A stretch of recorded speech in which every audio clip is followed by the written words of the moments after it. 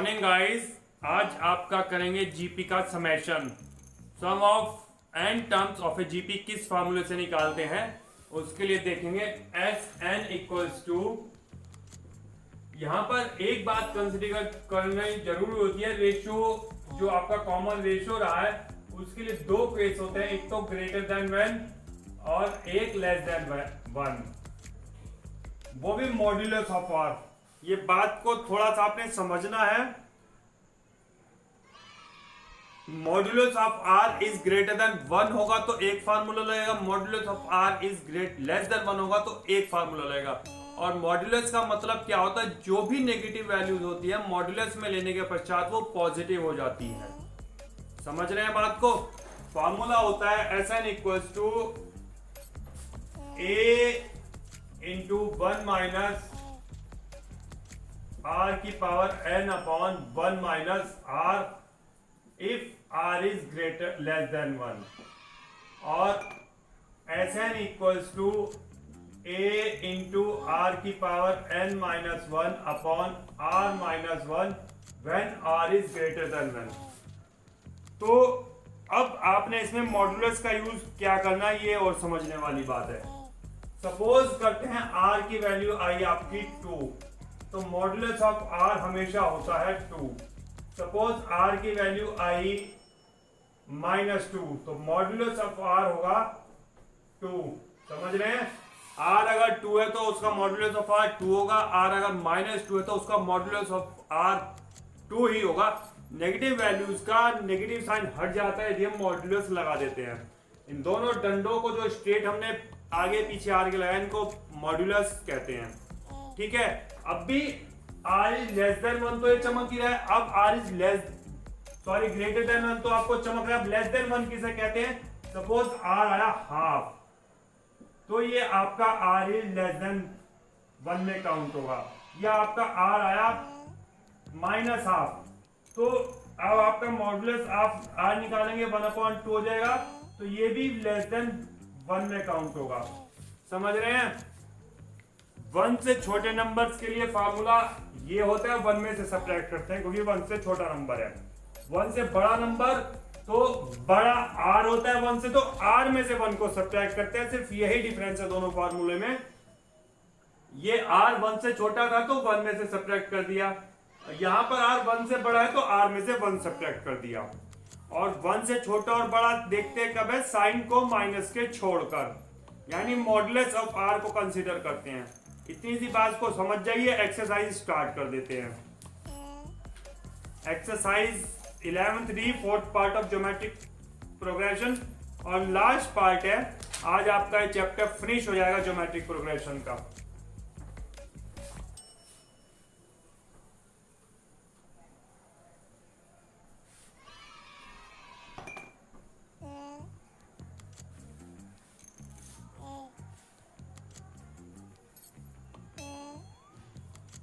Question number first, कोई सा एक पार्ट कर लेते हैं जिससे आपको समझ में आ जाए। थर्ड पार्ट कर लेते हैं। क्या है आपकी progression, 1 - half plus 1/4 -1/8, 1 - half plus 1/4 -1/8 up to 9 terms.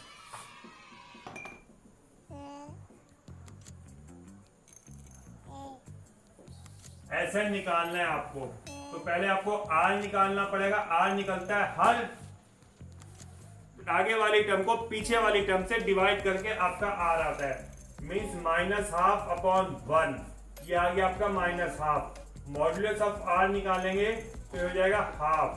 ये है आपका आर इज लेस देन 1, तो आर इज लेस देन 1 का फार्मूला लगाएंगे। समेशन निकालने वाला एस एन हो जाएगा आपका ए इंटू 1 माइनस आर की power n upon 1 minus R. ये फार्मूला लगाएंगे आप। यहाँ पर a इक्वल्स 1 है और n इक्वल्स टू 9 है और r इक्वल्स टू आपने निकाला हाफ। वैल्यूज पुट करेंगे 1 माइनस हाफ की पावर 9 अपॉन 1 माइनस हाफ। 1 में से हाफ सब्ट्रैक्ट करेंगे, 2 हाफ बचेगा, ऊपर आएगा 2 हो जाएगा। 2 इंटू 1 माइनस हाफ की power 9 is your answer. Correct. समझ रहे हैं। बहुत सिंपल तरीका है, सिर्फ ध्यान वही रखना है कि आपने आर की वैल्यू ग्रेटर देन 1 है या आर की वैल्यू लेस देन 1 है, उसी को कंसीडर करते हैं फार्मूला अप्लाई करना है। बाकी कुछ इस एक्सरसाइज में खास बात नहीं है। नेक्स्ट क्वेश्चन देखते हैं, क्वेश्चन नंबर 3।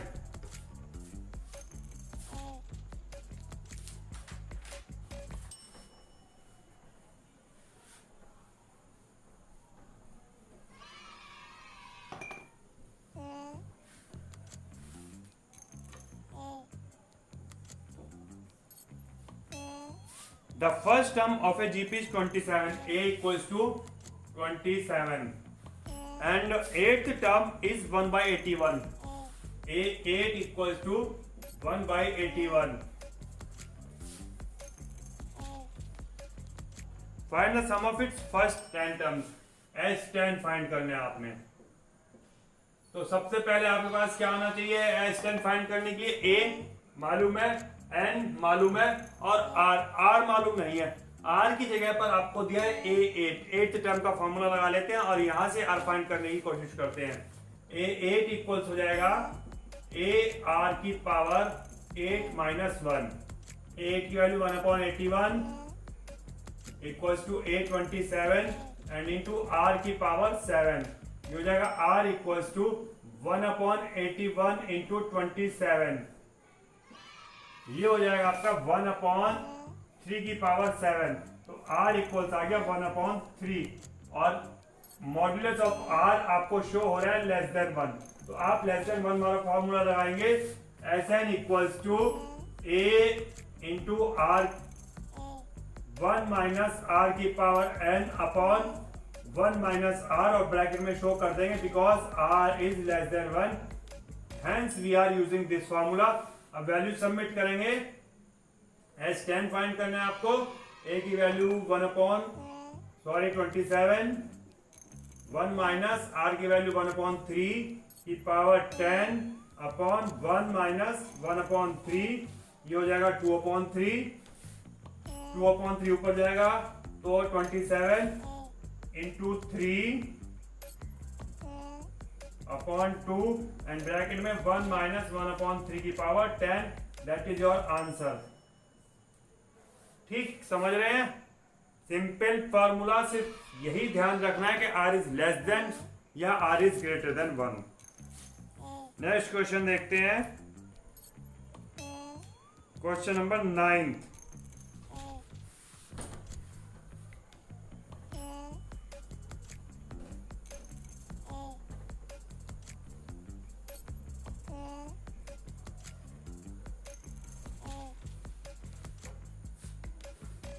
अब देखते हैं आपका question number 9। In a GP the ratio between the sum of first 3 terms means S3 to that of the first 6 terms S6 equals 125 and 152।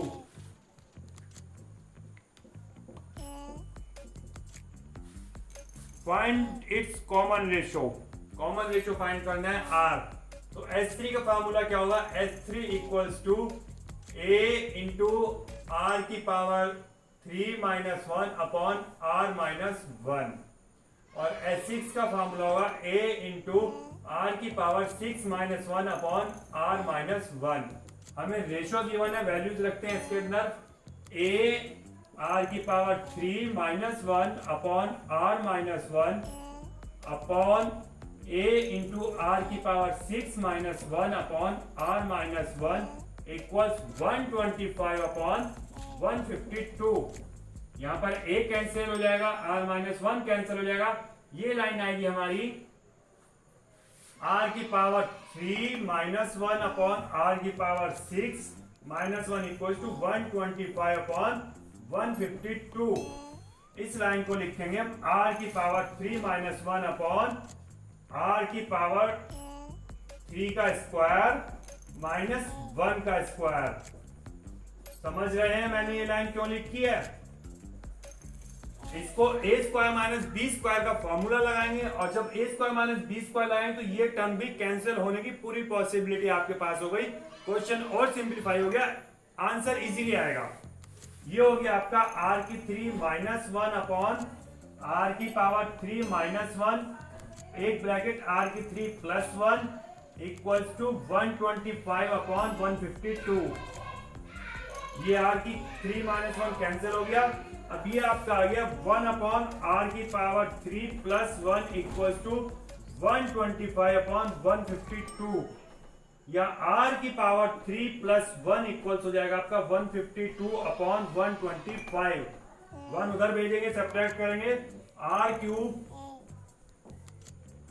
Equals to 152 upon 125 minus 1, LCM आएगा आपका 125, ये 152 minus 125 और r की power 3 आ जाएगा आपका ऊपर 27 नीचे 125, that means 3 की पावर 3 अपॉन 5 की पावर 3, तो यहां से r आ जाएगा आपका 3 अपॉन 5। ये आंसर आपने निकालना था, निकाल लिया। बहुत इजी क्वेश्चन है, सिंप्लीफिकेशन करना है, बस समझते रहें, कंसंट्रेटेड रहें, प्रैक्टिस करते रहें, बहुत इजीली पूरी एक्सरसाइज हो जाती है। नेक्स्ट क्वेश्चन देखते हैं।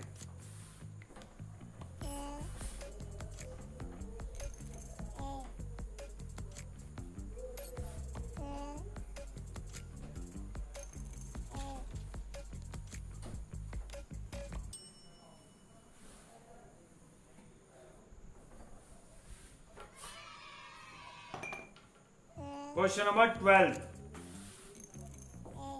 ज्योमेट्रिक मीन निकलवाना है। ज्योमेट्रिक मीन को जीएम से डिनोट करते हैं और उसका फार्मूला होता है under root A upon A B. अगर आपने ऐसे दिया हो, दो टर्म जीपी में दी हुई हो, तो इनके बीच में जीएम निकालना होता है, तो ये हो जाता है a upon GM equals to GM upon b, cross multiplication होती है, तो GM square equals to a b और GM equals to under root a b. ये होता है ज्योमेट्रिक मीन का तरीका। ठीक, समझ रहे हैं? अब हमें ज्योमेट्रिक मीन निकालना है। कौन सा क्वेश्चन था? क्वेश्चन नंबर 12, थर्ड पार्ट करते हैं इसका। 2 and 8 a क्यूब, तो जीएम का फॉर्मूला होगा under root A B. Capital A भी लिख लेते हैं तो फार्मूले में आपको कंफ्यूजन होगा। तो कैपिटल ए इसको मान लिया, कैपिटल बी इसको माना। ए की वैल्यू हो जाएगी आपकी 2a, बी की वैल्यू 8 a क्यूब, ये हो गया 16 a की पावर 4 का स्क्वायर रूट, ये आ जाएगा 16 का स्क्वायर रूट 4 a की 4 का पावर 8 2, ये आपका जीएम आ जाता है, mean geometric mean. Next question करते हैं।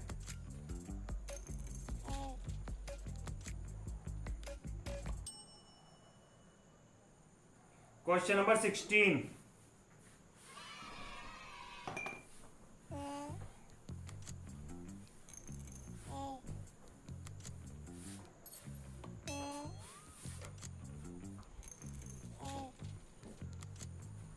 find a GP for which the sum of first two terms is -4. A1 plus A2 equals to -4 and fifth term is 4 times the third term. Fifth term is 4 times the third term. देखिए solve करेंगे। A1 plus A2 4, A plus अगर first term को A किया, second term AR equals to -4 और A5 AR की power 4 equals to 4 times of A3 AR square. ठीक, R square से इसको कट करेंगे तो बचेगा AR square equals to, A भी कैंसिल हो जाएगा, आर स्क्वायर इक्वल्स टू 4 और R इक्वल्स टू +-2। दोनों वैल्यू यूज करेंगे, एक बार प्लस की करेंगे, मैं माइनस की करेंगे। मैं प्लस की यूज करके दिखाता हूं आपको। ए कॉमन आएगा, 1 + 2 इक्वल्स टू -4, ए इक्वल्स आ जाएगा आपका -4/3। फाइंड करना है हमें जीपी। जीपी क्या होती है हमारी? AR square AR cube and so on. तो फर्स्ट टर्म हो गई हमारी -4/3, सेकंड टर्म भी हमारे हमें, सेकंड टर्म A और R की वैल्यू रखेंगे। A हमारा -4/3 और r आया 2 तो जाएगा -8/3 हर टर्म में r square means -4/3 into R square means 2 का स्क्वायर 4 -16/3। इस प्रकार से लिखते चले जाएंगे। जीपी फॉर्म हो गई है हमारी। आज के लिए काफ़ी है। चैप्टर कंप्लीट आपका। 12 चैप्टर कल स्टार्ट करेंगे। कोशिश करें उसकी कुछ थ्योरी पढ़ के आए। रिफ्लेक्शन का चैप्टर है, एक्स एक्सिस वाई एक्सिस में। अगर समझ में आता है ठीक है, नहीं तो पीछा रिवाइज कर लें। कल से हम नया चैप्टर स्टार्ट करेंगे। Have a nice day, good bye.